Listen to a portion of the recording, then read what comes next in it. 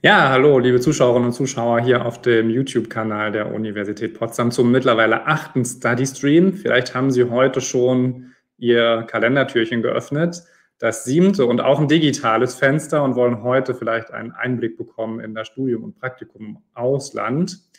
Bei dem Wetter, wenn ich so rausgucke, kann das vielleicht eine ganz gute Idee sein, vielleicht mehr in die Wärme zu entfliehen oder in eine Region, wo vielleicht sehr viel Schnee liegt. Und wie Sie da hinkommen, das wollen wir uns heute mal anschauen. Und dazu haben wir einige Gäste eingeladen, und zwar eigentlich fast die gesamte Frauenpower aus dem International Office.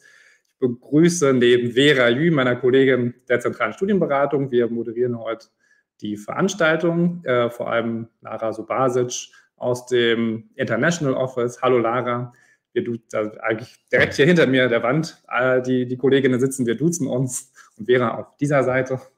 Ich dazwischen kennen wir uns alle sehr gut, also wir duzen uns und kennen uns gut. Also willkommen, Lara, du bist heute als Expertin für das Studium außerhalb Europas da, das sieht man ja auch schon im Ja, Namen. hallo.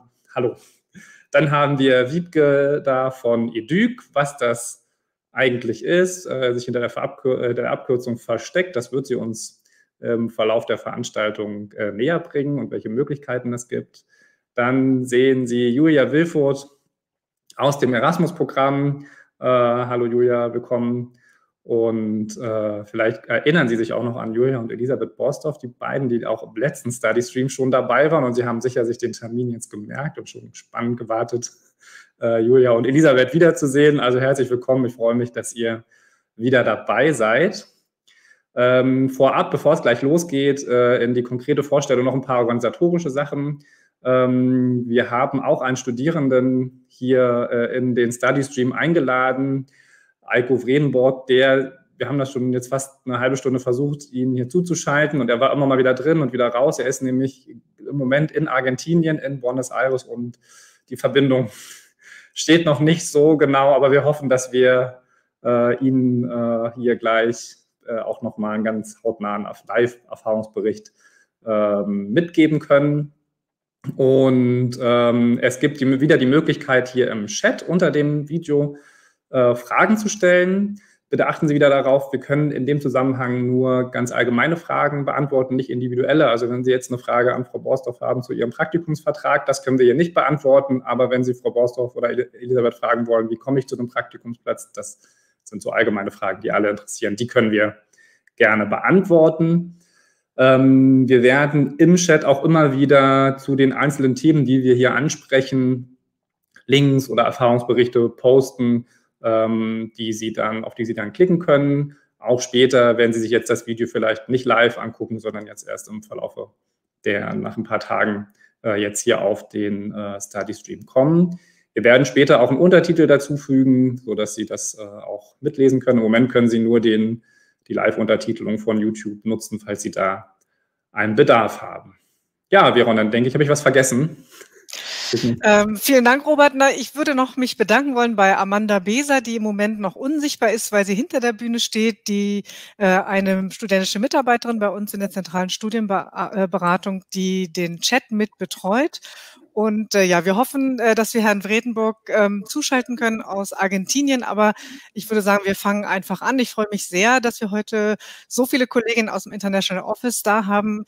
Und Sie sind sicherlich gut schon in Ihrem Studium gelandet. Entweder haben Sie Ihr Studium gerade begonnen und sind jetzt mittendrin, oder Sie sind vielleicht schon im 3. Semester und wollen jetzt wirklich konkret wissen, wie geht's denn jetzt? Was kann ich eigentlich wirklich machen? Und wir haben so viel Expertise heute da.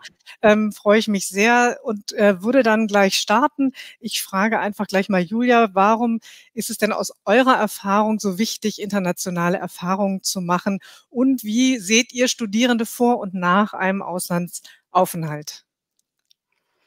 Ja, also hallo erstmal. Genau, also es gibt natürlich sehr, sehr viele gute Gründe, ins Ausland zu gehen. Für viele Studierende ist es halt ein großer Vorteil, also wenn man jetzt eine Sprache studiert zum Beispiel, dann auch in das entsprechende Land zu gehen, um einfach die Sprachkenntnisse auszubauen. Also dieser Spracherwerb ist natürlich ein ganz großer Faktor. Das ist natürlich aber für alle ein großer Vorteil. Auch wenn man jetzt keine Sprache studiert, ist es natürlich gut, wenn man sich einfach auch sprachlich sozusagen weiterbildet, sein Englisch vielleicht noch perfektionieren oder verbessern kann.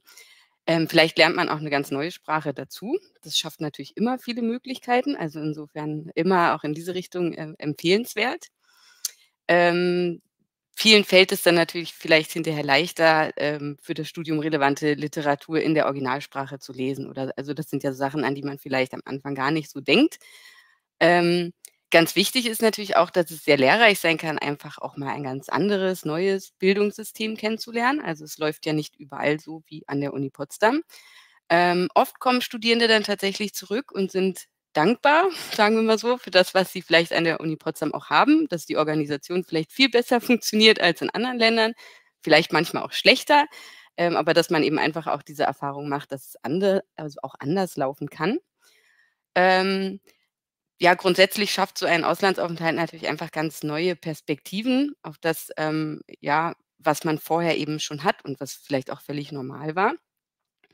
Es läuft natürlich auch nicht unbedingt immer so, wie man sich das, vorstellt oder wie man es plant, aber darauf muss man sich dann eben auch ganz neu einstellen. Das ist, immer eine Herausforderung.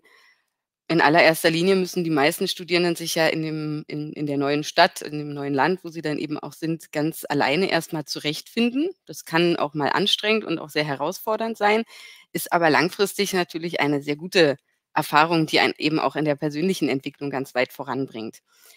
Na ja, und dann gibt's eben auch diese ganz, ja, ich sage mal, klassischen Faktoren. Man lernt eben viele neue Menschen kennen, man schafft neue Netzwerke, man lernt andere Kulturen kennen und wird einfach grundsätzlich selbstbewusster, selbstständiger, stellt sich schnell auf neue Situationen ein.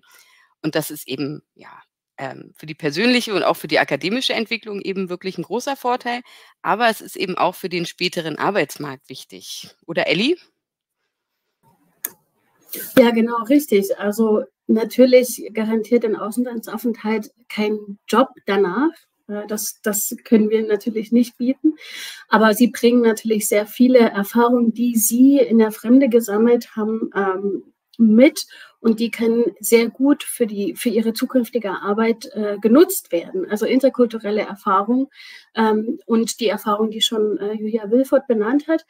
Was aber auch wichtig ist und interessant ist, dass dieser Schritt, sich überhaupt ins Ausland zu begeben, eben nicht nur diese ganz klassischen Kompetenzen mit sich bringen, sondern eben auch so ein paar Kompetenzen, an die man vielleicht gar nicht denkt.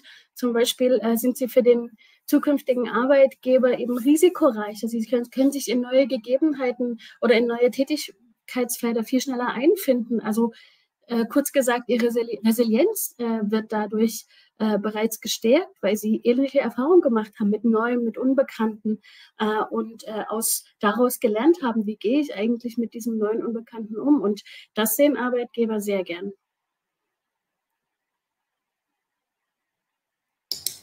Ja, danke euch für den kurzen Einstieg. Wir hatten jetzt eigentlich in dem Teil geplant, unseren Studierenden dazu zu holen. Vera, ich gucke mal zu dir, hat das geklappt? Also wir schauen mal, Herr Eiko Vredenborg wollte sich zuschalten aus Argentinien und ich hole jetzt mal, er ist ja dort mit dem Namen Witzel und wir gucken mal, ob es klappt, dass wir ihn dazuschalten. Hallo Herr Vredenborg, sind Sie da?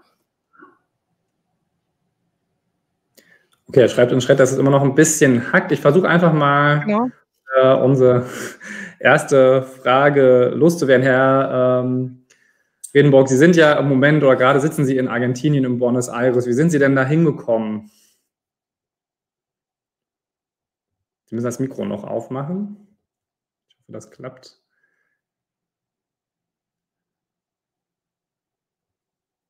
Wenn das nicht klappt, schaue ich mal meine Kollegin Elisabeth an, weil sie kennt den Hintergrund. Genau, also Bericht. Vielleicht können wir daraus was berichten. Sorry, Robert, ich versuche es nochmal. Sie sehen, Live-Schaltung ist wirklich live. Herr Vredenborg hat sich nochmal versucht, dazu zu schalten aus Argentinien und wir geben unser Bestes, Ihnen einen absoluten Live-Bericht von einem Studierenden aus Argentinien zu zeigen. Aber wie gesagt, manchmal macht das Internet nicht mit. Ja, hören Sie super. Perfekt. Das klingt gut. Ja, dann ich stelle meine Frage nochmal. Wie sind Sie denn nach Argentinien gekommen mit der Universität Potsdam? Oder anders gefragt, was hat Sie zum motiviert? Ich habe schon angefangen so. Gut, nochmal von vorn. Also Sie können jetzt antworten. Ich wollte Sie fragen, was Sie dazu motiviert hat, nach Argentinien zu gehen. Schon das vor meinem Studium. Ach, jetzt erst an. Also ich hatte schon mal. Ist noch nicht so optimal. Okay. Schon mal ausgemacht und meine Studiumswurst habe ich National Office besucht und hatte aber nie einen Plan. Herr Fredenburg, wir hören Sie jetzt Argentinien. Elisabeth, vielleicht könntest du ganz kurz nochmal einfach sagen, was Herr Fredenburg berichten wollte, weil wir hören Sie wirklich sehr schlecht. Und ich vermute, der Ton kommt auch später erst bei Ihnen. Deshalb kriegt er mit, was wir hier sprechen. Ja. Herr Fredenburg, wir gehen nochmal ins Backend mit Ihnen. Und Elisabeth, du kannst ganz kurz vielleicht nochmal berichten, was Herr Fredenburg uns sagen wollte. Ja, genau. Also Herr Fredenburg studiert an der Universität Potsdam. Er studiert Geschichte, Politik und Gesellschaft und war auch sozusagen während des Studiums in Deutschland an der Universität Potsdam auch schon sehr aktiv. Also er hat damals schon für die Friedrich-Naumann-Stiftung gearbeitet und wollte sehr gerne ins Ausland gehen. Da hat er das Angebot von uns gesehen, dass wir eben auch in der Friedrich-Naumann-Stiftung in Buenos Aires Praktika anbieten. Und darauf hat er sich beworben, ist genommen worden und hat ein Praktikum in Buenos Aires, also direkt in Buenos Aires durchgeführt. Und danach hat er gleich ein Studium weitergeführt, also ein Auslandssemester an der Universidad Nacional de San Martín. Das ist auch in der Nähe von Buenos Aires, in Argentinien, wo er jetzt gerade ist. Ja, so viel ganz kurz. Also so ist er nach Argentinien gekommen. Er hat sich vorher auch schon ein bisschen informiert, was Ausland betrifft. Und er wollte definitiv ins Ausland gehen. Und das hat sich natürlich angeboten für ihn. Vielleicht, Elisabeth, du kennst ja den Erfahrungsbericht. Vielleicht kannst du ganz kurz daraus nochmal berichten, was er da geschrieben hat. Also er hat geschrieben, dass die Bewerbung auch ziemlich einfach lief und ziemlich unkompliziert. Er hat sich Ende November dann in Kontakt mit der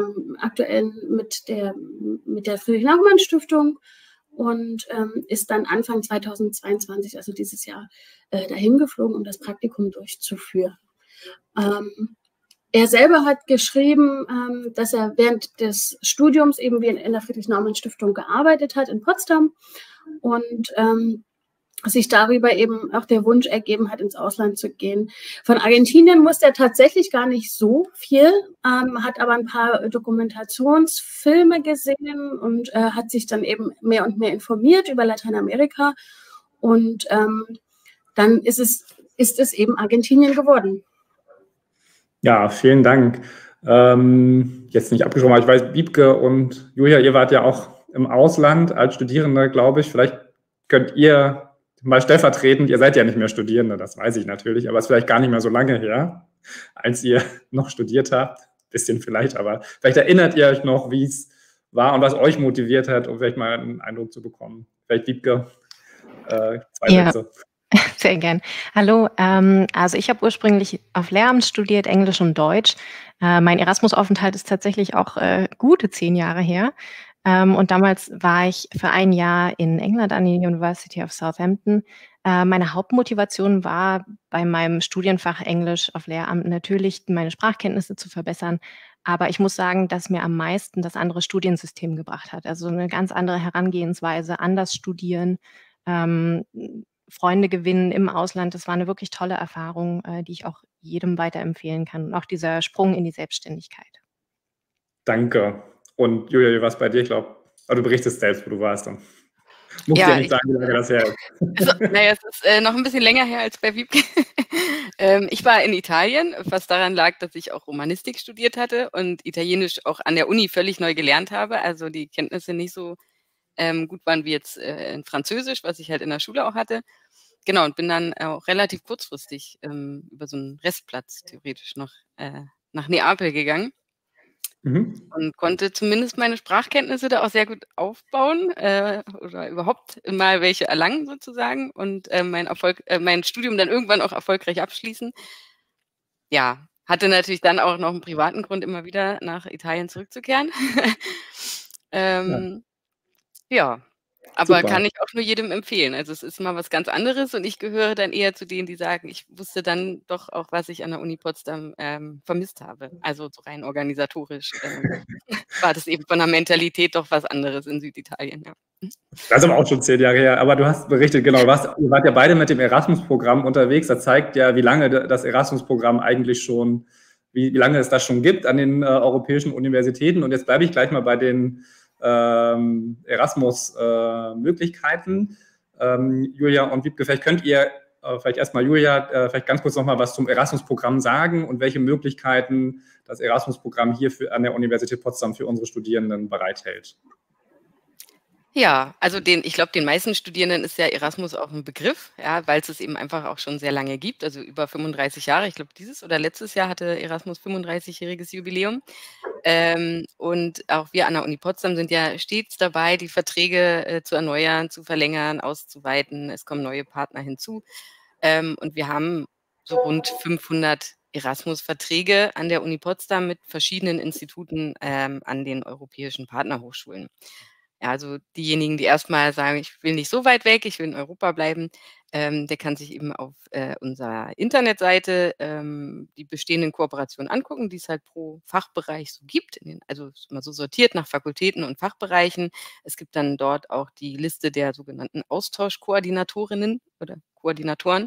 Das sind die quasi im Fachbereich dann für die Erasmus-Studierenden oder Austauschstudierenden zuständig sind, also auch größtenteils für die dann reinkommen, weil es ja eben ein Austauschprogramm ist. Und man kann sich eben jedes Jahr bis Ende Januar auf einen Erasmus-Platz bewerben bei den Austauschkoordinatoren und Koordinatorinnen. Genau, und wer dann so einen Platz bekommt und diesen auch annimmt, an welcher Uni auch immer in Europa, der wird dann von uns im International Office sozusagen Schritt für Schritt begleitet, bis er dann tatsächlich im Ausland angekommen ist und auch wieder zurückkommt, weil dann wollen wir ja auch einen Erfahrungsbericht haben. Genau, und Erasmus ist, wie gesagt, erstmal so das Bekannteste vielleicht, aber es gibt natürlich noch ganz, ganz viele andere Möglichkeiten, ins Ausland zu gehen. Genau, zum Beispiel das Hochschulpartnerschaftsprogramm außerhalb Europas, für das ich im International Office zuständig bin. Wenn Sie also ein bisschen weiter weggehen wollen, weil Sie Europa schon sowieso so gut kennen, können Sie sich gerne für eine unserer Partnerunis außerhalb Europas bewerben. Also wir haben Partnerunis in den USA, Kanada, Georgien, Israel, Palästina, China, Lateinamerika und Australien. Und anders als bei Erasmus-Programmen sind diese Partnerschaften dann offen für alle Fächer. Vorausgesetzt natürlich, die Uni bietet dann ihr Studienfach auch an. Und das ist das, was Sie so ein bisschen recherchieren müssen für die Bewerbung. Sie bewerben sich dann direkt bei uns im International Office, auch wieder anders als beim Erasmus-Programm. Und die Bewerbungsfristen sind immer nur einmal im Jahr, das ist wichtig zu wissen. Immer einmal für ein Land oder Ländergruppe und das ist dann über das Jahr verteilt. Die nächste Bewerbungsfrist ist zum Beispiel für Georgien am 20. Dezember und dann folgt Israel und Palästina. Also welche Bewerbungsfristen wir haben, welche Unis und wie man sich bewirbt, das finden Sie alles auf unseren Internetseiten. Und können Sie sich gerne da informieren und dann mit mir Kontakt aufnehmen, wenn Sie weitere Fragen haben. Aber wenn Sie sagen, ja, diese Unis passen irgendwie nicht für mich oder wenn es nicht geklappt hat, doch mit der Bewerbung, können Sie natürlich auch immer sich individuell für eine Uni im Ausland bewerben. Das sind die sogenannte Free Mover. Aber das ist manchmal so mit höheren Kosten verbunden. Ja, aber vielleicht wollen Sie statt Studium doch lieber praktische Erfahrungen im Ausland sammeln. Genau, und da sind Sie bei mir genau richtig. Also ich und auch meine Kollegin Frau Cosima Pfitzner beraten Sie rund um das Thema Auslandspraktikum. Und da geht es nicht unbedingt nur um Pflichtpraktika. Also einige von Ihnen haben möglicherweise Pflichtpraktika in Ihrem Studienfach festgeschrieben. Die können Sie natürlich im Ausland auch durchführen.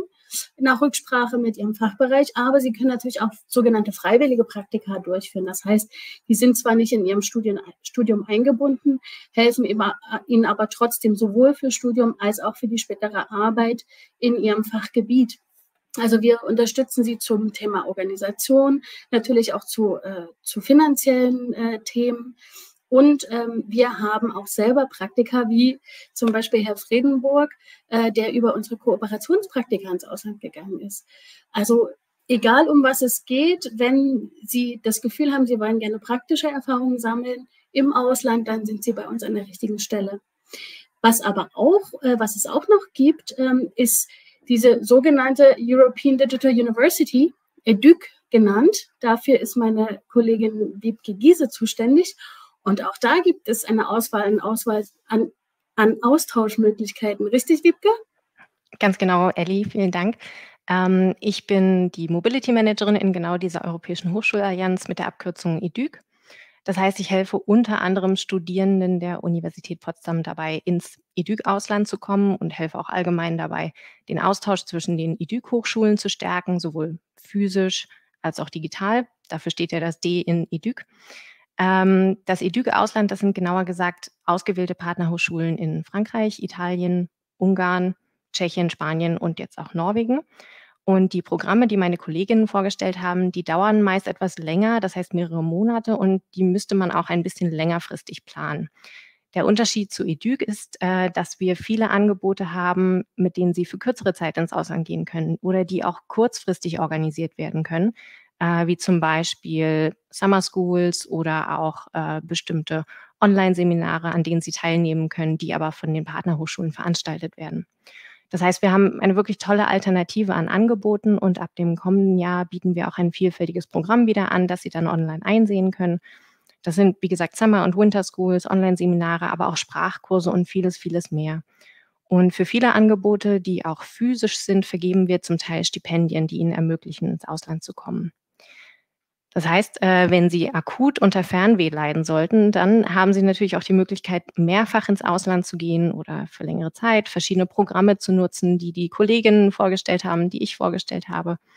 Und genau das hat auch unser Student Eiko Vredenborg gemacht. Der war nämlich zuerst für ein Praktikum in Argentinien und dann für einen Studienaufenthalt, wo er jetzt auch noch aktuell vor Ort ist.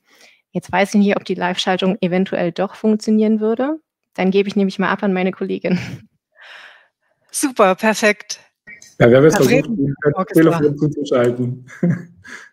Das ist gut. Elisabeth, du musst nochmal auf deinen Monitor gucken. Ich weiß nicht, ob man ihn auch hört. Wenn nicht, musst du das vielleicht ganz für uns nochmal übersetzen. Genau, also willkommen nochmal, Herr Vredenborg, jetzt auf dem Handy. Ich weiß nicht, ob Sie uns auch hören, aber wir sehen Sie zumindest jetzt auch mal auf dem Bildschirm. Genau, wir hatten gleich die Frage, wir haben jetzt einiges gehört über die Möglichkeiten, ins Ausland zu geben. Es gibt ja unterschiedliche Möglichkeiten, da habe ich gleich auch noch ein paar Fragen dazu, weil es so viele Möglichkeiten gibt und da jetzt erstmal einen Überblick zu kriegen, was vielleicht zu mir, zu Ihnen passt, das stelle ich mir gar nicht so einfach vor. Aber jetzt mal erst nach Argentinien. Wie ist es denn für Sie vor Ort? Wie haben Sie sich auf das Praktikum vorbereitet, auf Argentinien vorbereitet, auf die Hochschule, wie sind Sie da angekommen und was haben Sie gemacht, um da auch gut ankommen zu können?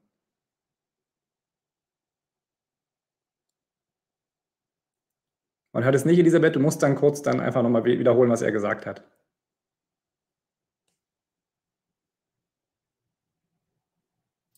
Ich glaube, Elisabeth kann uns nicht hören, weil sie ihre Kopfhörer nicht aufhat.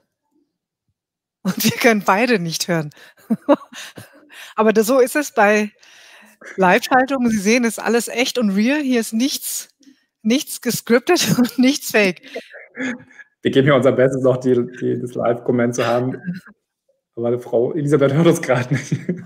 Genau. Vielleicht kriegt sie, also wir hören nicht, was da angesagt wird. Also wir bräuchten irgendwie noch mal eine Sprachmittlerin, das ist vielleicht auch... Genau, und meine Kollegin Wiebke Giese wird gleich zu Elli kurz ins Zimmer gehen und sagen, dass wir beide leider nicht hören können und sie schreibt, sie hat sich eingeschlossen. Also. Sie sehen, es ist wirklich live, so ist es, so läuft es. Das macht aber nichts. Elli, ja, aber den Kopfhörer in die Hand.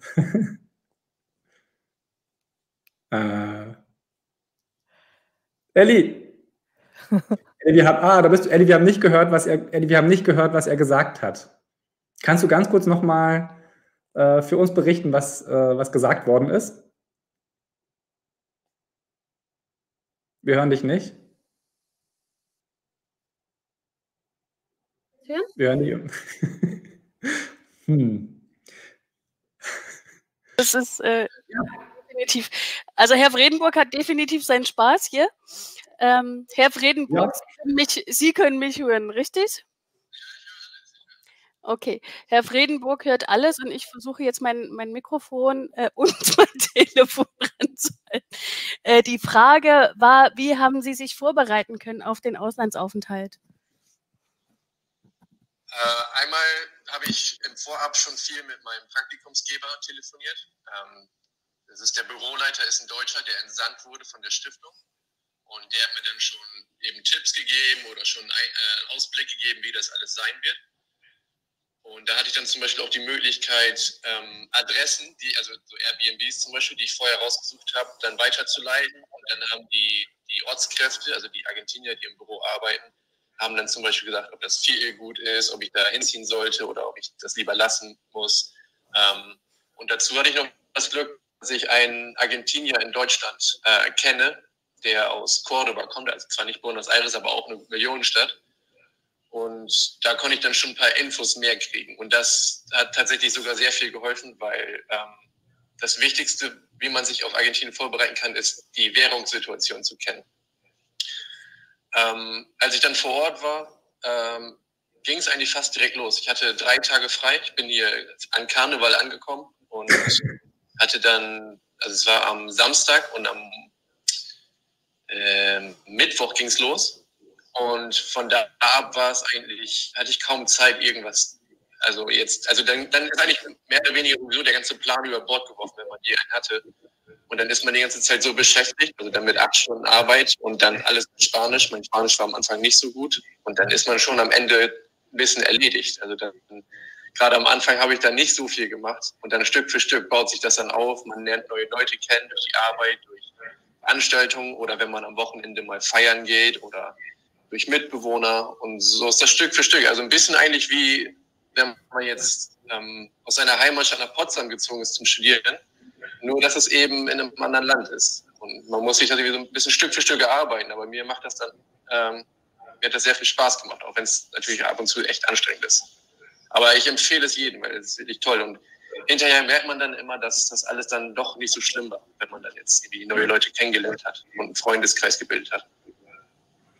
Ja, danke. Sie haben es schon kurz gesagt, Ihre spanische Kenntnisse waren gar nicht so gut. Wie haben Sie sich denn darauf vorbereitet? Also hatten Sie vorher in der Schule schon Spanisch oder haben Sie das erst hier an der Uni gelernt? Die Frage war, ob Sie vorher schon Spanisch konnten oder ob Sie das an der Uni Potsdam nochmal gelernt haben oder ob Sie vor Ort dann Spanisch gelernt haben. Das Gute, ich habe mein Praktikum in der 2020 bereits in der Pandemie sicher gehabt. Also da habe ich mir das organisiert. Deswegen hatte ich dann, weil die ganze Zeit die Sache unsicher war, hatte ich Zeit, mich vorzubereiten. Und dann habe ich die ersten 2 Kurse an der Uni Potsdam in Spanisch belegt, weil ich gar nichts konnte. Und das ist natürlich gut, wenn man ein bisschen die Theorie dann ein bisschen vorher reinkriegt. Aber als ich dann hier vor Ort war, war ich trotzdem völlig verloren, weil die Argentinier auch das Spanisch ganz anders sprechen. Also nicht ganz anders, aber es ist schon sehr unterschiedlich. Und vor allem, wenn man dann in die Umgangssprache kommt. Also bis heute habe ich da Probleme mit, wenn ich in der Gruppe Argentinier unterwegs bin und die legen richtig los und haben vielleicht einen Wein getrunken. Da bin ich aber auch.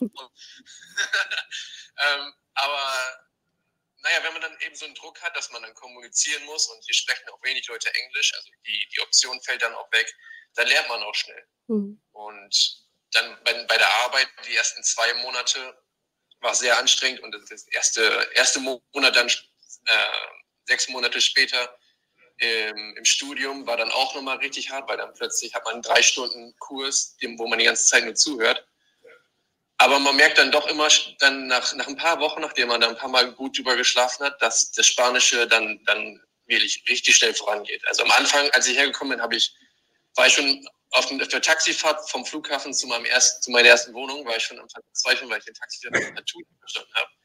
Und jetzt ist es mittlerweile so, dass ich manchmal denke, dass ich zu viel quatsche. Das klingt ja super.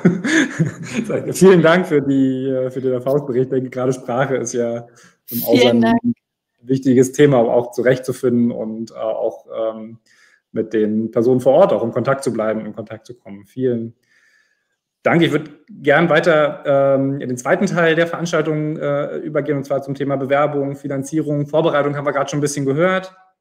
Also jetzt ein bisschen konkreter werden, wie ich denn jetzt eigentlich dazu komme oder welche Schritte ich unternehmen sollte, wenn ich mich jetzt für eine dieser für diese Möglichkeiten, die die Uni Potsdam anbietet, hier entschieden habe. Genau, also vielleicht erst an Lara außerhalb Europas. Na? Also was sollte ich denn tun, um mich, wenn ich mich entschieden habe, vielleicht jetzt nach Georgien zu gehen, oder was war als nächstes Israel oder so? Was sind so die Schritte, die man gehen muss? Na, zuerst ist es natürlich wichtig, sich vorher zu erkundigen, was gibt es für Möglichkeiten, dann wann sind die Bewerbungsfristen, wie bereite ich mich darauf vor, wie lange brauche ich dann. Also für Studium, sagt man, braucht man ungefähr 1 Jahr für die Vorbereitung. Fürs Praktikum ist es dann ein bisschen kürzer, ein bisschen spontaner, dann reicht ein halbes Jahr. Aber für Studium, wie gesagt, ja eher ein ganzes Jahr. Es ist ja auch wichtig, mit dieser Vorbereitung wirklich zeitig anzufangen, damit man dann auch diese Deadlines nicht verpasst. Wenn man zum Beispiel sich für Australien bewerben will und im 4. Semester nach Australien gehen will, dann muss man sich schon im 2. Fachsemester bewerben. Das muss man einfach wissen. Wenn man jetzt beschlossen hat, okay, ich habe mir alles angeschaut und Georgien ist das Land, wo ich hingehen will, dann sollten Sie vielleicht auch mal erstmal nach Erfahrungsberichten schauen, gucken, was die Studierenden darüber reden, sich über das Land informieren und dann sich bei mir melden, ein Beratungsgespräch bitten, und dann gehen wir alle Bewerbungsunterlagen durch und vielleicht auch einfach eine Infoveranstaltung von uns besuchen, um sich dann auch wirklich über alles zu informieren. Wir können auch Kontakt zu den Studierenden herstellen, die gerade dort sind oder dort waren, so dass sie dann auch wirklich diese Erfahrung aus erster Hand dann auch oder die Erfahrungswerte dann bekommen und die Berichte von Studierenden. Das ist auch wirklich ganz, ganz wichtig, und das ist das, was wir leider nicht geben können, aber dafür haben wir unsere Studierenden.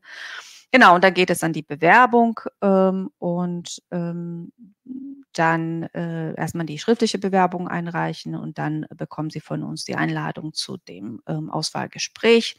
Wenn Sie einen Platz haben, dann schauen wir uns an, was die Partneruni haben will. Sie bewerben sich noch einmal direkt an der Partneruniversität. Und Sie sehen, das sind ja mehrere Schritte, und das dauert auch einfach alles ein bisschen, und deswegen ist es auch wichtig, wirklich genug Zeit einzuplanen dafür. Aber dafür sind wir ja auch wirklich da. Scheuen Sie sich nicht, uns zu kontaktieren, und wir helfen Ihnen auch wirklich gerne und nehmen Sie mal an die Hand und gehen mit Ihnen so Schritt für Schritt, damit Sie dann auch wirklich es schaffen, ins Ausland zu kommen. Ja, genau. Und bei diesem Stichwort, wir sind für Sie da, möchten wir auch wirklich nochmal alle Studierenden ermutigen, dieses Abenteuer Auslandsaufenthalt zu wagen. Wir machen immer wieder die Erfahrung, dass Studierende denken, so ein Auslandsaufenthalt, das ist nichts für mich, das geht nicht. Ich habe Kinder, familiäre Verpflichtungen, eine Behinderung oder eine chronische Krankheit oder einfach finanzielle Sorgen, dass so ein Auslandsaufenthalt nicht zu stemmen sein könnte. Wir möchten aber wirklich alle Studierenden ermutigen, es gibt für so ziemlich jedes Bedenken eine Lösung und eine Möglichkeit, dass sie Auslandserfahrung sammeln. Das muss ja nicht immer ein ganzes Semester sein, das kann ja auch durchaus ein kürzerer Aufenthalt sein. Sprechen Sie uns direkt an, wenn Sie Fragen haben, wenn Sie Bedenken haben, suchen Sie den Kontakt zu uns. Wir beraten Sie sehr gerne individuell, denn jedes Bedürfnis ist auch in der Regel individuell. Und wir helfen Ihnen dabei, ins Ausland zu kommen. Manche Vorbereitungen dauern dann vielleicht etwas länger, aber das sollte Sie auf keinen Fall davon abhalten, diesen Schritt zu wagen. Vielleicht auch eine andere wichtige Frage, die Sie sich stellen sollten, ist die Frage nach den Sprachkenntnissen. Wir haben das schon mehrmals jetzt hier erwähnt. Sprache ist wichtig, Vorbereitung soll eingeplant werden, und die Vorbereitungszeit Daher müssen Sie wirklich schauen, wie gut sind Sie sprachlich. Brauchen Sie noch einen Sprachkurs an der Uni Potsdam? Am CESCO gibt es ganz gute Angebote. Dann die zweite Frage ist die Finanzierung.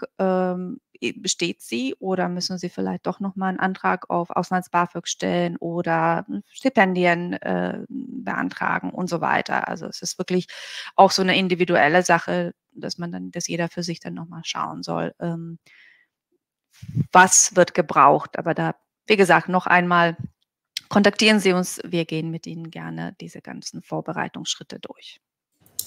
Ganz kurz nochmal einwenden. Ihr habt gesagt Bewerbung. Wie muss ich mir so eine Bewerbung eigentlich vorstellen? Also ist das wie so ein Anschreiben, wenn ich mich um einen Job bewerbe, oder wie sieht denn das konkret aus? Also vielleicht im Erasmus wahrscheinlich anders als außerhalb Europas. Vielleicht könnt ihr nochmal 2 Sätze dazu sagen, wie denn so eine Bewerbung aussieht und wie viel Aufwand ich damit eigentlich habe, sowas so Formulare oder Bewerbungsschreiben auszufüllen. Vielleicht erst Julia oder Wiebke. Soll ich anfangen? Also genau, Lara hat ja jetzt so ein bisschen diese Schritt-für-Schritt-Anleitung gegeben für die Bewerbung außerhalb Europas, also an den Hochschulpartnerschaften. Da aus meiner Erasmus-Sicht ist die Bewerbung da etwas aufwendiger, würde ich sagen, weil man eben auch ein Empfehlungsschreiben braucht, weil es dann tatsächlich in einem zweiten Schritt ja auch Auswahlgespräche gibt, die dann eben möglichst auch persönlich stattfinden. Das gibt es in der Form beim Erasmus-Programm nicht. Da erfolgt ja die Bewerbung in den Fachbereichen bei den AustauschkoordinatorInnen. Da hat allerdings jeder Koordinator, jede Koordinatorin so ein bisschen ihre eigenen Vorgaben. Also da ist es schon wichtig, dass man sich im Vorfeld auch wirklich mal mit den Koordinatoren und Koordinatorinnen auseinandersetzt oder sich einfach mal einen Termin geben lässt und mal fragt, was für Unterlagen müssen eingereicht werden. Meistens ist das tatsächlich ein recht einfaches Bewerbungsformular. Viele fangen jetzt auch an mit der digitalen Bewerbung, sodass man sich auch Papierkram spart und sich digital bewerben kann. Da sind wir jetzt dabei, immer mehr Fachbereiche auch einzubeziehen. Eine Pulsleistungsübersicht. Einige, nicht alle, wollen ein Motivationsschreiben von 1 bis 2 Seiten. Also ich sage mal, die Erasmus-Bewerbung ist auch für das, was man dann bekommt. Also es ist so ein bisschen so ein All-Inclusive-Paket, weil man ja dann auch die Finanzierung über Erasmus auch schon mit dabei hat. Da ist der Aufwand relativ gering. Ja, bei den Hochschulpartnerschaften dauert es vielleicht auch etwas länger, ehe man ein Gutachten bekommt. Motivationsschreiben, da ist, glaube ich, die Bewerberlage auch nochmal anders, weil es insgesamt weniger Plätze gibt. Da hat man auch eine größere Konkurrenz, gegen die man sich dann durchsetzen muss. Genau, das sind so die Unterschiede. Danke, klingt gar nicht so aufwendig. Habe ich das richtig verstanden? Es hört sich immer sehr, sehr viel an, aber es ist dann, wenn man das so Schritt für Schritt durchgeht, kriegen wir auch oft die Rückmeldung, naja, also so schlimm, wie ich es mir vorgestellt habe, ist es ja eigentlich gar nicht. Also, ich dachte jetzt auch, wenn ich ein Formular ausfüllen muss, dann sind ja schon mal die Fragen vorgegeben. Ich muss mir vielleicht nicht ganz so einen großen Kopf machen, als wenn ich irgendwie so ganz frei Text schreiben muss. Aber vielleicht habt ihr auch, Elisabeth, nochmal einen Geheimtipp. Du hast gerade gesagt, Julia, es gibt manchmal Partnerschaften, wahrscheinlich auch Praktikumsplätze, wo es so viele Bewerberinnen und Bewerber gibt. Aber vielleicht habt ihr nochmal für die Zuschauenden einen Geheimtipp, also oder eine Alternative. Also ich habe einen super Geheimtipp. Der erste Geheimtipp ist gar nicht so geheim, und zwar sind das unsere Webseiten. Und da steht ganz, ganz viel an Infos zu allen möglichen Themen, Studium innerhalb Europas, außerhalb Europas, EDUC, Praktika. Da haben wir sehr, sehr viele Informationen, auch wo man suchen kann, wo man die Plätze findet und so weiter und so fort. Und der absolute Geheimtipp ist der Career Service unserer Universität Potsdam, denn die haben nicht, also unter anderem natürlich, sie haben super tolle berufsvorbereitende, aber auch studienbegleitende Kurse für ihr Studium, aber auch für den späteren Beruf. Aber was sie auf jeden Fall auch machen, das sind kostenlose Bewerbungsunterlagen-Checks. Das heißt, wenn Sie nämlich dann dabei sind, ein CV, ein Lebenslauf oder ein Motivationsschreiben zu schreiben, um sich auf eine Stelle zu bewerben, sei das jetzt für Studium oder für Praktikum, dann helfen Ihnen die Kolleginnen in Spanisch, Englisch und Deutsch. Das heißt, auch in diesen Sprachen können Sie Ihre Bewerbungen abgeben. Super, danke. Und ein Geheimtipp noch für Lara vielleicht. Ich weiß, es gibt immer viele Bewerbungen für die USA oder Australien. Was kann ich denn machen, um da meine Chancen für einen Platz in den USA oder in Australien zu verbessern? sich gut vorzubereiten. Das ist ja wirklich das Wichtigste. Und die Vorbereitung heißt, sich über die Hochschule informieren, über das Land informieren, was läuft denn gerade, was passiert denn gerade in dem Land und warum ist diese Hochschule für mein Studium so wichtig? Wer sind die Professorinnen dort, Schwerpunkte? Also einfach mal wirklich zeigen, dass man das ernst nimmt, dass man sich gut vorbereitet hat. Und dann bieten wir zusammen mit dem Career Service wieder einmal im Semester eine Infoveranstaltung an, wie bewerbe ich mich richtig, mit ganz vielen Tipps, auch wirklich bezogen auf unsere Programme oder Stipendienprogramme auch. Und wenn man diese ganzen Angebote wahrnimmt, also auch die Beratung bei uns, da ist man eigentlich schon sehr gut vorbereitet. Und es ist zwar aufwendiger, aber es ist wirklich nicht unmöglich, einen Platz zu bekommen. Also ich habe verstanden, ihr erkennt sehr deutlich die Personen, die wirklich dann nach Australien oder in die USA gehen wollen und erkennt auch die Motivation. Ich glaube, das muss man darstellen. Genau. Und dass man sich das gut überlegt hat, auch da im Prinzip jetzt an diese Hochschulen zu gehen. Ich würde kurz einhaken. Hier gibt es jemand, der wirklich sehr interessiert ist an einem Programm. Und zwar haben wir im Chat eine Frage nach den Informationen, wann es neue Angebote für die EDUC Summer- und Winterschools und Sprachkurse gibt. Ich sehe, Wiebke nickt schon. Ja, das geht dann in meine Richtung, genau. Das im Hintergrund vielleicht als Information hinzu, EDUC, die Projektphase 1, also EDUC 1, schließt zum Jahresende ab und ab dem nächsten Jahr erweitern wir uns um 2 Partnerhochschulen. Das haben viele Studierende vielleicht auch mitbekommen, über die Uni-Webseite wurde bekannt gegeben und in diesem Rahmen müssen wir natürlich auch unser Angebot etwas neu sortieren. Es wird auf jeden Fall im Frühjahr, im ersten Halbjahr des kommenden Jahres wieder neue Angebote geben.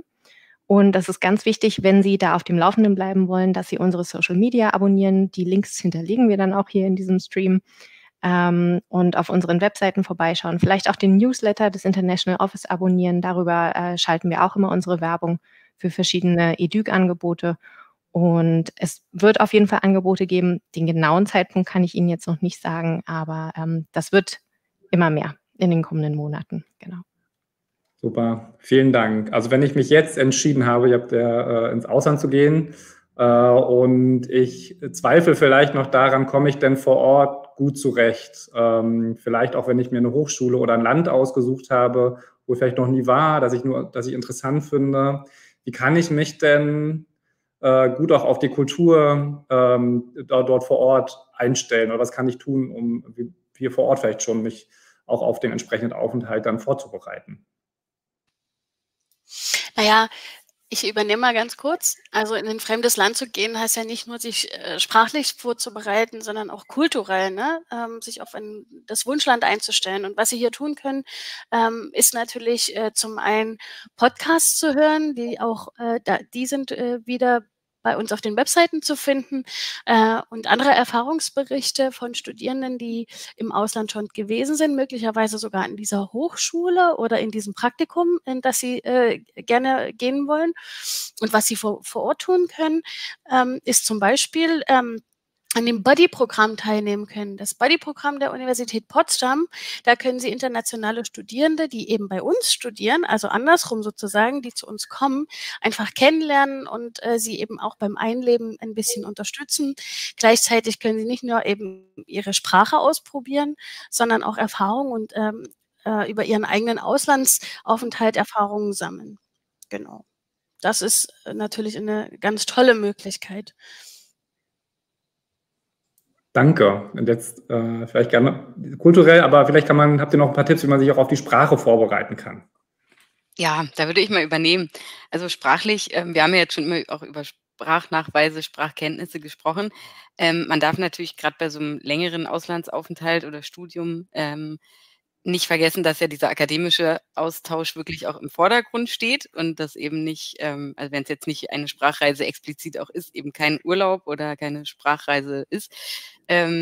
Deswegen sollte man eben diese Vorbereitungszeit auch nutzen, um wirklich die Landessprache zu lernen. Es gibt immer so, also ich sage mal Frankreich, Italien, Spanien, da kommt man ohne landessprachliche Kenntnisse unter Umständen nicht allzu weit. Und man will ja eben in dieser Sprache auch studieren. Also es bringt halt nichts, wenn ich Spanisch A1 habe, der Unterricht ist komplett auf Spanisch und ich kann akademisch einfach so gar nichts mitnehmen. Dazu kommt, dass man sich natürlich erstmal in seinem Leben da auch auf der Sprache dann zurechtfinden muss, aber auch wenn es Universitäten gibt, die dann halt den Unterricht größtenteils auf Englisch zum Beispiel anbieten, ist es ja doch von Vorteil, wenn man vielleicht wenigstens mit dem Vermieter dann Spanisch kann oder so, sprechen kann. Beim Praktikum muss man ja auch bedenken, dass man in der Sprache dann tatsächlich auch arbeitet. Ja, also deswegen ist es wirklich auch wichtig. Allerdings ist es eben nicht so pauschal zu beantworten, dass man jetzt sagt, okay, Sie gehen nach Spanien, deswegen müssen Sie jetzt das und das können. Es ist eben sehr unterschiedlich. Also es hängt tatsächlich von den Fakultäten ab, von den Unis, vom Studienniveau. Wenn ich jetzt in Spanien den englischsprachigen Master besuche, dann komme ich mit Englisch schon sehr weit. Trotzdem empfehlen wir dann natürlich entsprechende Kenntnisse auch vom Spanischen. Vorbereiten kann man sich, indem man zum Beispiel sich mal beim CESCO informiert, welche Sprachkurse gibt es und vielleicht dieses Jahr Vorbereitungszeit auch wirklich nochmal investiert, um halt einen Sprachkurs zu machen. Dann hat man vielleicht auch den Vorteil, dass man diesen Sprachkurs abschließen kann mit dem entsprechenden Zertifikat, was man dann für die Bewerbung auch wieder nutzen kann, auch an der Gastuni. Also CESCO auf jeden Fall mal sich angucken, wenn man jetzt irgendwie eine Sprache lernen möchte, die man beim CESCO nicht findet, dann vielleicht auch mal an anderen Unis gucken. Also wir nennen da gerne auch die Sprach- und Kulturbörse der TU und eben wirklich auch vorbereiten fachlich, dass man guckt, was bietet die Uni eigentlich an? Haben die englischsprachige Kurse oder in welcher Sprache findet der Unterricht statt? Das ist eben auch ja, entscheidend. Aber in dem Zusammenhang dann eben auch diese fachliche Vorbereitung, ne, und die darf man natürlich nicht vergessen, einfach auch zu gucken, was Lara von auch erwähnt hat, wie passgenau ist das für mein Studium? Welche Kurse kann ich mir bestenfalls anerkennen lassen? Ja, es macht halt auch keinen Sinn, wenn ich jetzt Sport studiere und ich gehe an eine Uni, die gar keinen Sportstudiengang anbietet zum Beispiel. Also es muss halt fachlich auch passen, weil, und da kommen wir wieder ganz zum Anfang, es halt dieser akademische Austausch ist und sie ja bestenfalls für ihr Studium auch dann Kurse mitnehmen und anerkennen lassen wollen. Also insofern ist es auch wichtig, dass man sich vorher mit den Fachkoordinatoren auseinandersetzt, sich mit anderen Studierenden vernetzt. Und da auch wieder der Hinweis zu unseren Erfahrungsberichten, Podcast, dass man einfach da auch mal hört, was gibt es da für Erfahrungen, wie hat es mit der Anerkennung dann tatsächlich geklappt. Genau, dass man da eben dann auch keine bösen Überraschungen erlebt. Ja, danke. Ein wichtiges Thema ist ja auch, wie finanziere ich das Ganze eigentlich? Vielleicht habt ihr da noch ein paar Tipps für unsere Zuschauenden. Ja, also wir beraten ja nicht nur zur Organisation und sozusagen zu den administrativen Tätigkeiten, die Sie vor dem Aufenthalt durchführen müssen, sondern wir beraten Sie auch sehr, sehr gerne zu den finanziellen Aspekten. Der ist sehr, sehr wichtig, wenn man ins Ausland gehen möchte. Das heißt, wir beraten Sie zu den Themen Erasmus-Stipendium, Promos. Promos, das ist ein Stipendium für Auslandsaufenthalte außerhalb Europas, aber auch zu Auslands-BAföG und zu weiteren finanziellen Unterstützungen, wie zum Beispiel als Studentin mit Behinderung oder chronischen Krankheiten, Studentinnen mit Kind, zu grünem Reisen. Wir beraten aber auch Erstakademikerinnen und zu erwerbstätigen Studierenden. Also wir haben sehr, sehr unterschiedliche Programme und Töpfe, aus denen wir sie unterstützen möchten, finanziell unterstützen möchten, ins Ausland zu gehen und sie dadurch natürlich auch zu motivieren, einen Auslandsaufenthalt durchzuführen. Sollten Sie aber sagen, okay, ein Semester ins Ausland, ein Auslandsstudium oder ein Auslandspraktikum ist mir jetzt noch zu lange oder ist mir ein bisschen zu lange, da hat EDUC einige Möglichkeiten, die Wiebke vielleicht jetzt erzählen möchte. Genau, also bevor Sie eben diesen Sprung in den Auslandsaufenthalt wagen, der dann mehrere Monate dauern würde, können Sie EDUC natürlich, wie schon vorher gesagt, zum Schnuppern nutzen. Also schauen, gefällt mir dieses Land, möchte ich dort für längere Zeit studieren oder ein Praktikum machen, dann besuchen Sie vielleicht erstmal eine Summer School dort. Oder aber Sie möchten nochmal Ihre Sprachkenntnisse auffrischen, haben bereits ein bestimmtes Level darin, aber die nochmal auf ein etwas besseres Niveau bringen. Da können Sie auch natürlich EDUC nutzen.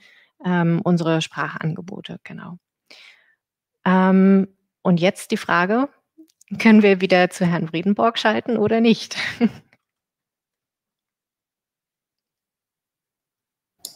Elisabeth versucht, glaube ich, nochmal einen Kontakt nach. Ja, genau. Also wir versuchen jetzt auch nochmal die Sichtweise von in Bredenborgen mitzubekommen. Genau. Hallo, ich hoffe, Sie hören uns wieder. Sie können uns hören? Herr Fredenburg, wir haben nochmal die Frage, was Sie sagen würden, was ist Ihnen besonders wichtig gewesen in der Vorbereitung auf Ihren Auslandsaufenthalt und was könnten Sie den Studierenden, die jetzt hier zugeschaltet sind, empfehlen? Also grundsätzlich würde ich sagen, dass man kann nicht alles vorbereiten, aber man sollte so viel tun, wie es geht. Und das Allerwichtigste dabei ist, dass man versucht, einen Einheimischen vorab kennenzulernen. Und dann kriegt man eben Informationen aus erster Hand. Man muss jetzt nicht irgendwelche Videos im Internet oder irgendwelche Blogs angucken von Leuten, die eben auch aus dem Ausland gekommen sind. Also zu Argentinien, da kann ich auch jetzt, würde ich behaupten, selber Hilfe geben. Aber ganz grundsätzlich als Tipp, keine Ahnung, zum Beispiel Sprachkurse werden oft von Muttersprachlern? Muttersprachler, genau. Muttersprachlern gegeben oder mein erstes Airbnb zum Beispiel, da war der Gastgeber, der war sehr hilfreich vorab, der hat mir wirklich viele Nachrichten schon geschrieben. Also dass man so ein bisschen Gefühl dafür kriegt, was ist das Allerwichtigste für Ausländer, wenn man da hinkommt. Und ja, weil das können Touristen oder so können einem das nicht unbedingt sagen, weil die dann eben für 2 Wochen hier waren und dann alles mit Kreditkarte zahlen und da irgendwie nicht so richtig eintauchen. Man bleibt ja außen vor. Und ich würde sagen, das ist der wichtigste Tipp, dass man Kontakt zu Einheimischen aufbaut, auch wenn sie schon in Deutschland leben. Super, vielen Dank dafür.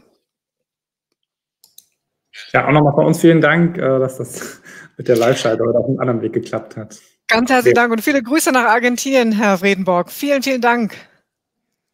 Es wurde gesagt, viele, viele Grüße und vielen Dank, dass es jetzt doch geklappt hat, die Live-Schalte. In den Sommer nach Argentinien. Ja, genau. Da wären wir jetzt auch gerne. Und bevor wir jetzt zum Schluss kommen, jetzt haben wir einen Erfahrungsbericht gehört. Es gibt auch bestimmt noch andere Möglichkeiten, auch mit Studierenden in Kontakt zu treten, die sich im Ausland befinden oder schon im Ausland waren. Wie funktioniert das oder könnt ihr da unterstützen? Ja, also Eiko ist ja einer von ungefähr 300 Studierenden, die gerade mit der Uni Potsdam sozusagen im Ausland sind. Gerade die Rückkehrer sind immer die ganz große Lust haben, sich auch zu engagieren, sich zu vernetzen, wenn sie zurückkommen. Das Buddy-Programm wurde jetzt gerade genannt. Da kann man sich eben wirklich auch vorbereitend, aber eben auch, wenn man zurückkommt, wirklich mit den Studierenden vernetzen. Es gibt ganz präsent eigentlich auch an der Uni Potsdam das Erasmus Student Network, also das ESN. Das hat sich eben zur Aufgabe gemacht, auch für internationale Studierende einfach so ein Willkommen zu geben. Die suchen natürlich immer ganz viele Freiwillige, die da auch sich engagieren, Veranstaltungen organisieren. Es gibt da, weiß ich, gemeinsame Theaterbesuche, Party, Stadtführungen, wo dann eben Internationale eingeladen sind und die freuen sich natürlich auch über den Austausch mit den heimischen Potsdamer Studierenden. Da kann man sich natürlich gut vernetzen und eben bestenfalls auch Leute kennenlernen, die schon in dem gleichen Land waren oder da noch hingehen oder daher kommen, weil ihre Heimatuni vielleicht dort ist. Und ESN ist tatsächlich vielen Studierenden auch ein Begriff, weil sie es eben auch von ihrer Heimatuni schon kennen, ist aber eben dieses Erasmus-Netzwerk. Da gibt es in EDUC auch nochmal andere Möglichkeiten, Wiebke. Ja, genau, nur ganz kurz. Genau, in EDUC gibt es die sogenannten Student Representatives. Das sind Studierende der verschiedenen EDUC-Hochschulen, die die Hochschulallianz maßgeblich mitgestalten. Und wir haben jetzt auch ganz neu einen EDUC Discord-Server, auf dem sich Studierende vernetzen können, die schon an EDUC-Aktivitäten teilgenommen haben oder gegebenenfalls daran Interesse haben. Genau, die Links geben wir dann auch noch. Ja, und die halt ganz konkret vielleicht schon den Erasmus-Platz auch sicher haben, also wirklich schon wissen, an welche Uni gehe ich denn im nächsten Wintersemester, die können sich natürlich auch immer bei uns melden. Dann versuchen wir da auch individuell ja, den Kontakt einfach herzustellen zu ehemaligen, die dann einfach vielleicht auch Tipps geben können, wie man am besten ein Zimmer findet vor Ort. Oft eben auch zu gucken, was hat die Gastuni da für Möglichkeiten. Oft haben die auch schon irgendein Netzwerk, wo man dann mit reinschlüpfen kann. Facebook, Instagram, das sind ja auch so die klassischen Kanäle noch. Ja, und dann kann man sich einfach mal überlegen, ob man vielleicht seine Wohnung auch mal weiter vermietet an jemanden, der dann neu hierher kommt. Die Potsdamer haben ja auch immer Probleme, Wohnungen zu finden. Das ist ja, der Wohnungsmarkt ist überall gerade schwierig. Manchmal sind es auch Kleinigkeiten, ja, dass man einfach den Kochtopf mal weitergeben kann oder Bettwäsche verleiht für ein Semester oder so. Ne? Also man hört immer wieder von Studierenden, die dann die Sachen weitergeben an die nächsten Erasmus-Studierenden, die nach ihnen kommen oder so. Das ist natürlich ganz schön, da versuchen wir eben auch immer zu vermitteln und die dann den Platz schon haben und sozusagen bei uns im Verteiler sind, da ist es natürlich auch ein bisschen leichter und wenn die Pandemie es zulässt, dann wird es ja auch hoffentlich wieder öfter so große Infoveranstaltungen geben, wo sie sich dann eben dort auch wirklich kennenlernen persönlich. Das war in den letzten Jahren etwas schwierig. Und eben wirklich nochmal Podcast, Erfahrungsberichte, auch da hat man vielleicht einen Anreiz, mal nachzufragen, wer hat denn den geschrieben, den würde ich gerne mal persönlich kennenlernen oder so. Dann können wir da auch vermitteln. Super, vielen Dank, Julia. Ich habe gerade gesehen in unserem Chat, Herr Vredenborg aus Argentinien schreibt übrigens auch, die Studierenden können sich gern über das International Office an ihn wenden. Er berät und unterstützt gern. Und wir kommen jetzt langsam zum Ende von unserem Study Stream. Und ich habe noch eine Frage an Lara. Zum Beispiel, welche Tipps würdet ihr jetzt aufgrund dieser Erfahrung an die Studierenden, an die Erstis weitergeben wollen?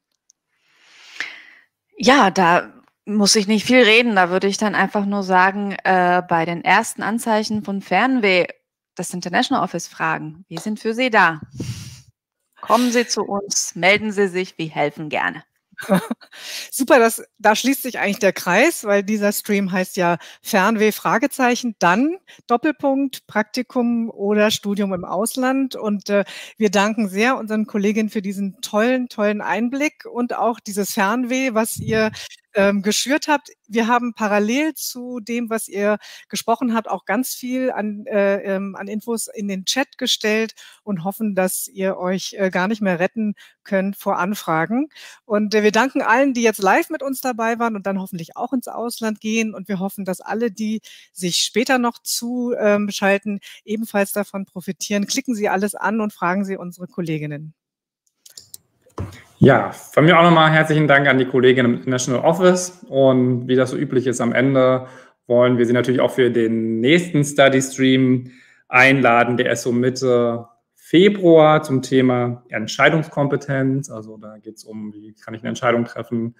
Aber vorab noch andere Veranstaltungen der ZSB, wie zum Beispiel die Schreibwochen auch im Februar. Und was habe ich noch auf meinem Zettel zu stehen? Den Workshop zum Thema Aufschieben. Also wenn Sie jetzt Lust gewonnen haben, ins Ausland zu gehen, aber noch nicht damit angefangen haben und sich fragen, warum habe ich jetzt eigentlich die Bewerbung noch nicht fertig gemacht und sich mit dem Thema Aufschieben beschäftigen wollen, um die Bewerbung dann fertig zu machen, dann kommen Sie doch zu unserem Workshop am 12.01. im neuen Jahr.